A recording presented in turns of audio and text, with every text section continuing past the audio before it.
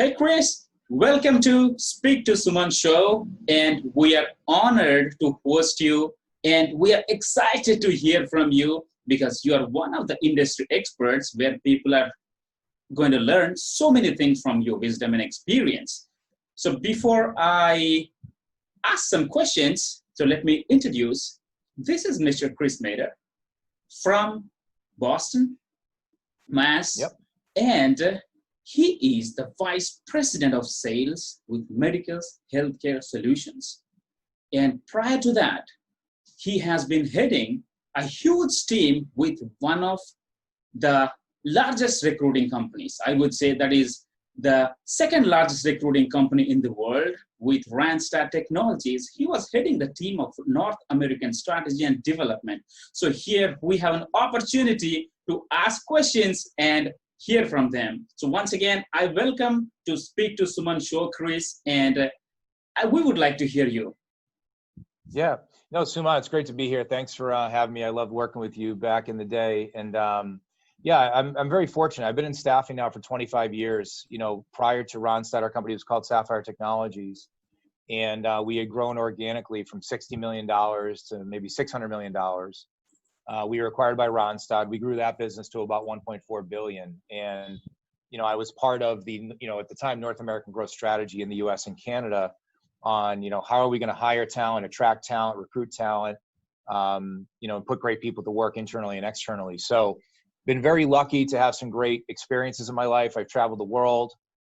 And about 3 years ago, I came to Medicus Healthcare Solutions, which is a healthcare staffing firm, professional staffing, very similar to technology and how you engage clients and candidates, but a little bit of a change, a little bit closer to home. And yeah, so 25 years in staffing and still love it. And happy, like I said, happy to talk to you today and answer questions. Yes. So this is the pretty right time that we got you here, Chris, and it's pretty fortunate here because the current situation, the pandemic, and the change of the financial status, employment, and so many things that is going on. So how do you see the current situation is going to impact recruiting industry, Chris? Yeah, I mean, with being in this 25 years, Suman, what I found is I've lived through two previous downturns, 2001, 2002. There was an economic downturn around the world, and 9/11 happened in the US, and so there was a banking crisis, et cetera. So I've seen that, and then 2008, 2009, another financial crisis, hit the world. So what I found is that usually there's about a 6 or 7 year uptick in the economy and a 2-year downturn, give or take, and then that cycle continues. Since 2009, the economy globally has been very strong. So we've had 10 or 11 years of a pretty strong overall economy. Obviously, with COVID-19 and the global pandemic, this is the next downturn, right, that we're living through. What I found in recruiting is that whenever there's turmoil, and I hate to say this because nobody wants a global pandemic, but whenever there's turmoil, there's almost always opportunity in the recruitment industry. I've never felt like at any one point would I lose my job. What happens is margins get compressed, right? Clients want lower rates. Candidates sometimes have to take less money to earn an opportunity, but work still needs to be done. Even in the world where in the US we have 25, 30% unemployment, we haven't seen numbers like that since the 1920s. We're still seeing demand in certain specific segments like technology, like healthcare, even segments in accounting, finance, and manufacturing. So, what I found as a recruiter is that the number one skill you need to have is empathy, right? A lot of people are losing their jobs. A lot of people are being asked to take less money.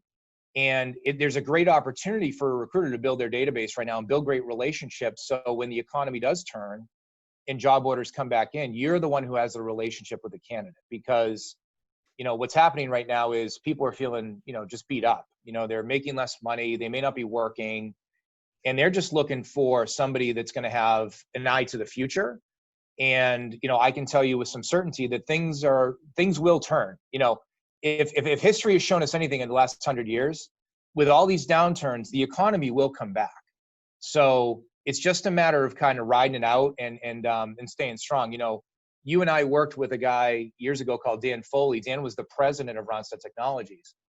And I asked Dan the silver bullet question of, Dan, why are you so successful in staffing? And his answer is really simple. He said, I just never quit. So if you just kind of stick with it, usually the economy turns, it comes back, and you will capitalize on the uptick. Absolutely. So here, how long, what is the duration that you may predict or forecast that things may go normal, or we have to live with this work from home kind of stuff, or what do you see, Chris? Yeah, so the remote workforce is here to stay. I mean, 20 years ago, there was a book written by Thomas Friedman called The World is Flat. And 20 years ago, Thomas Friedman basically said, most professional jobs can be done from virtually anywhere. Now, as a result, what's happened, I can tell you the culture in the US, there are companies that have been pretty progressive with remote work from home, working with colleagues internationally, et cetera. This COVID-19 thing has flipped remote work on its head. If you as a company can't figure out how to have a remote workforce, you're out of business. So, I feel like remote work, I think what you're going to find is freelance work, contracting work, remote work will increase. I think you'll see commercial real estate decrease. But more people will be encouraged to work from home, especially in the foreseeable future. Now, again, I can speak to my experience in the United States. It depends on the geography you live in. Some states in the US are open for business. Other states are very conservative, and I wear a mask into work every morning. We have hand sanitizer everywhere. We have cleaning supplies everywhere. And, certain states are still very conservative with their approach to the pandemic. So you will see companies starting to cycle people into the office. But I can tell you in the United States, in large cities like Boston, New York, nobody is going into work right now. Everybody's working remotely. So you have to have the technology infrastructure, the culture, the leadership team that can manage a remote workforce, because this is here to stay. This isn't going to change. So here, yes, since you brought up the leadership stuff here, so this is one of my questions though, and I'm pretty curious to understand the leadership that used to happen when we have people around us, when we share the similar vibes around us. So how do you think the current leadership is going to evolve when people working virtually? There is target doesn't change, revenue things doesn't change, and performance doesn't change. So do you think there should be something needs to be changed or adapted when it comes to the leadership in this current kind of situation, Chris?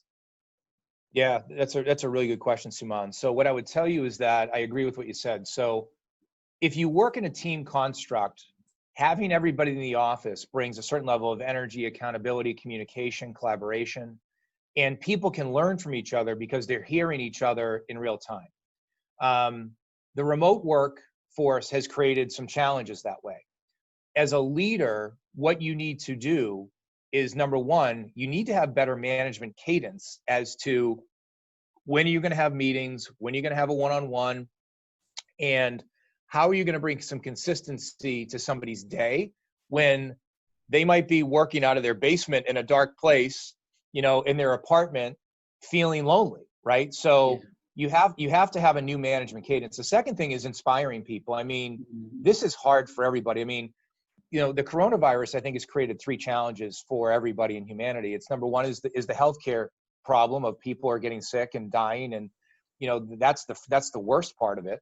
The second impact is the economic impact, and the third is the behavioral impact, the psychological impact. And I think for recruiters and salespeople, it's a difficult time. And if you don't address the psychological impact of people that were once working in a team and now working from home, you're missing an opportunity as a leader to get them through this challenge. So what I've tried to do with my teams is I try to speak in more visionary tones of what the future looks like, because the present is pretty grim. It's pretty tough out there. So, I try to inspire them by reminding them that this will get better. This will start to turn, and just try to inspire them to be great. I'm not microing KPIs as much. I don't want to have a conversation about how many phone calls you make today, because they're making the phone calls and nobody's buying or nobody's, so this isn't the time to micro people. This is actually the time to inspire people.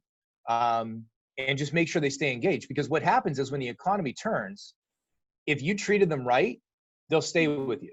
If you didn't treat them right, they will jump at the next job and they'll be out of here. So, you know, I think there is an opportunity for leaders to really step up and change their management style right now and learn how to manage through this. Absolutely, Chris, and you are indeed a great leader.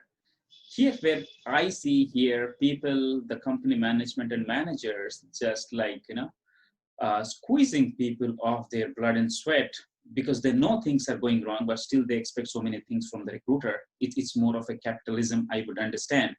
And when you said inspiring team, so doesn't you mean that it's not the responsibility of the leader who is directly in relation to the team, it's the team leader or manager, but sometimes the CEOs, the top level people should come and talk to the team as well? 100%. Yeah. I mean, this is the time for leaders to be very visible. I think you're nailing it. Communication is key. So inside of my company now, our president does a weekly kind of town hall with the company every 30 minutes every week. And he's just talking about, he's speaking transparently about, hey, here's the current situation of the company. Here's our financial position. Here's what we're seeing in the market. Here's what our partners are telling us. Here's what our clients are telling us. Here's what our candidates are telling us. And it's just a really open forum. And I think people feel more connected because, again, they're sitting at home all week. They're used to being in the office. And if we don't tell them what's going on, they could be watching the news and there's nothing good on the news. So, you know, you want to tell, and again, I think the key though is transparency and honesty, right? You have to be very honest with what's happening. Absolutely. You know, a lot of companies have had layoffs and have had to do it, but if you communicate in such a way of like, okay, here's what's happening, here's why it's happening, and I don't want the people that are still here to look over their shoulder, you know, you communicate, here's our financial position, here's what I see the next month, here's what I see the next 2 months. People do feel safe because I think the CEO's job, a president's job, number one job is right now, do people feel safe at work? Do they feel safe from the COVID perspective? Do they feel safe from a financial perspective? And do they feel safe that the company cares about me still, even though I haven't seen my colleagues maybe in 8 weeks?